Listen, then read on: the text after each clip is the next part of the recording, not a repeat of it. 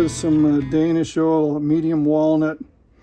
This stuff's pretty cool. You put it on, just let it soak for 30 minutes, and then you can reapply. And then on the reapplying coats, you wait 13 minutes, or excuse me, 15 minutes in between each coat, and then let it set for 72 hours, and then you can put a sealant on it.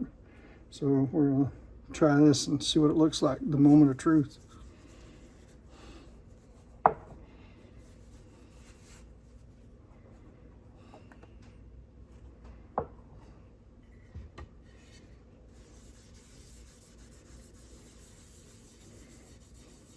Yeah, this is going to take several coats.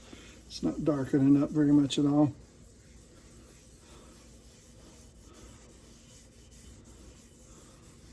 So we'll put it on nice and thick because I wanted to go with a really dark finish.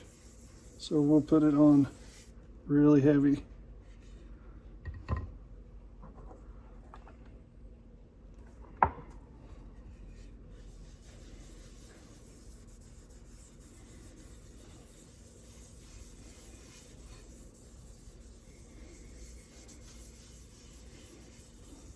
This is just the first coat. I'm sure we'll be able to get it much darker.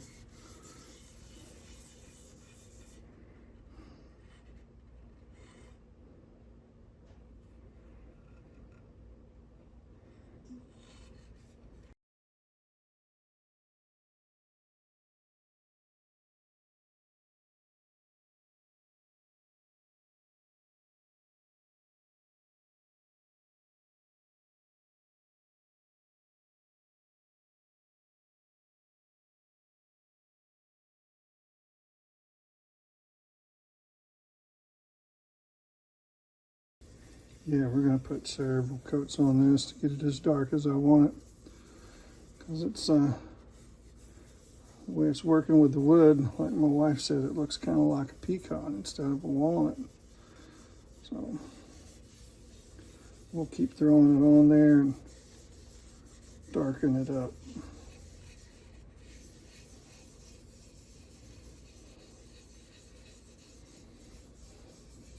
It's kind of the adventure. You never really know exactly how the wood's going to react to the stain. All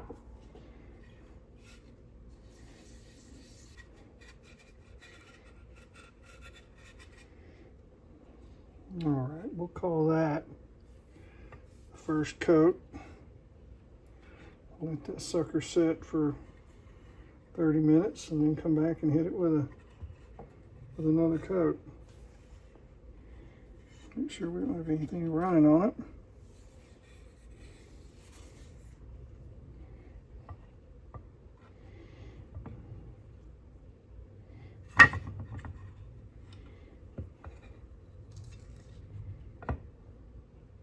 There we go.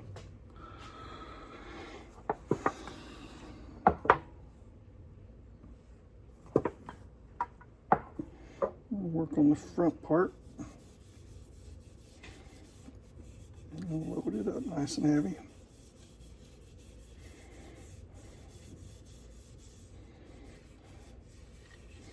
And some of the reviews that people have done on building these, they said one of the hardest things to do is to try to get the two pieces of wood to match color, because you got two different pieces of wood making up one stock.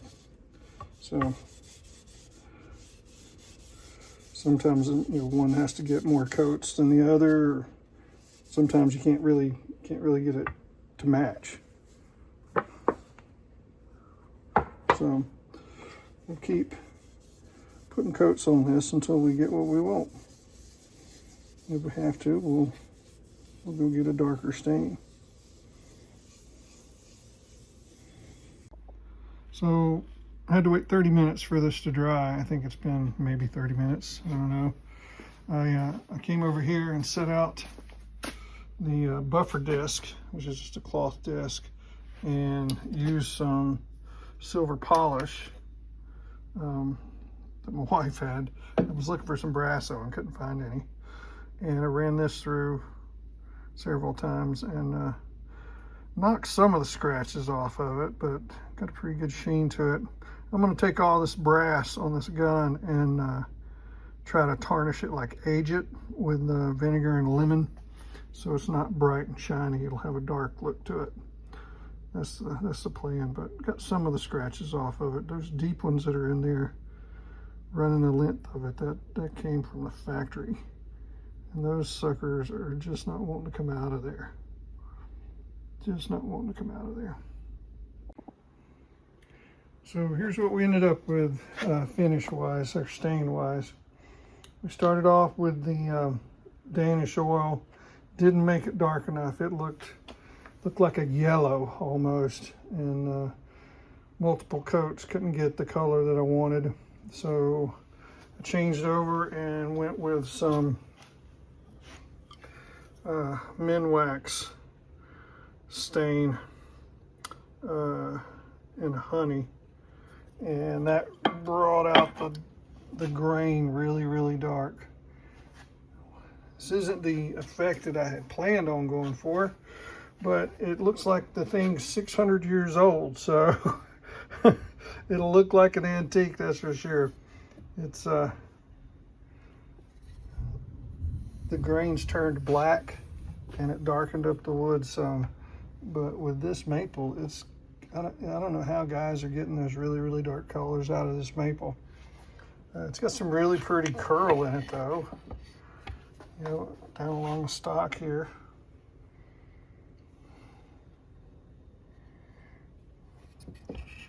Down in there.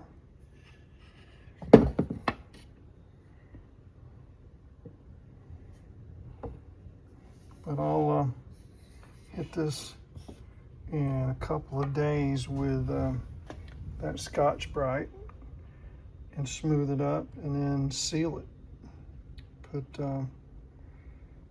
Put some stock finish on it and seal it. And we'll just go with a rifle that looks like it's 600 years old.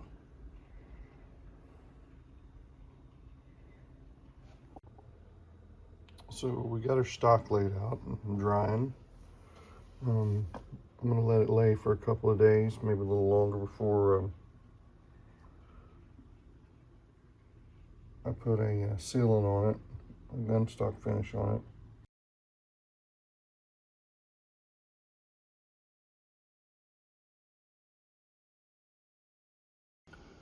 So I'm cleaning up the True Oil on this rifle and on the stock.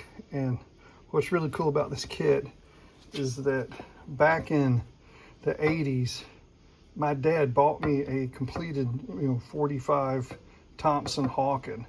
And what he didn't know is that me and my mom had snuck out and we bought him a kit, a 45 Thompson Center kit Hawken. And the True Oil that I'm using and the kit that I'm using to work on this stock is his kit that he used from back in the 80s. Of course, now there's no way you could buy this kit for $7.49.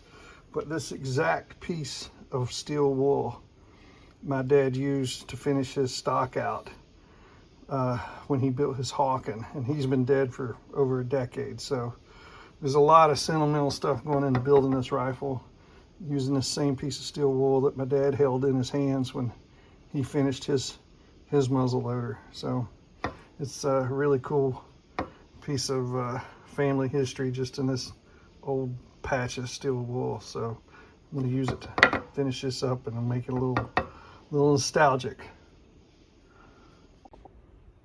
I forgot to record this when I set this up. I took all the brass, stripped it with carburetor cleaner, wiped it all down, and I took this Tupperware container, filled it full of white vinegar and a salt solution. And what I'm doing is I'm tarnishing this brass. I'm going to give it an age look to put it on this rifle. Since this stock came out the way it did, it looks really old and antique.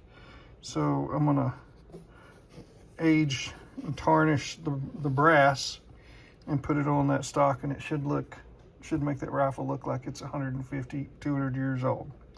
So this is nothing more than white vinegar, salt mixed in with it, And then you just got to make sure that all of your brass has any kind of coating that was on it stripped off so that the vinegar can react to it. And I have it sitting on that block because the vapors from the vinegar and the salt makes a more even tarnish than if you soak it in the liquid.